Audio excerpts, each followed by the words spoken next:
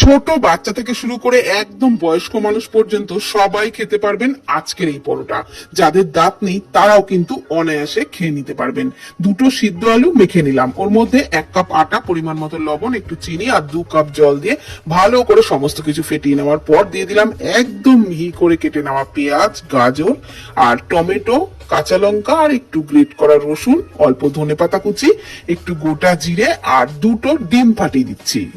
সমস্ত কিছু খুব ভালো করে ফেটিয়ে নিলাম, তারপর একটা মিডিয়াম ঘনত্বের ব্যাটার কিন্তু রেডি করে নিলাম। এইবার একটা কড়াই বা ফ্রাইং প্যানের মধ্যে সামান্য একটু তেল ব্রাশ করে নিতে হবে, তারপর 1.5 হাতা মতো ব্যাটার চাড়িয়ে দিলাম।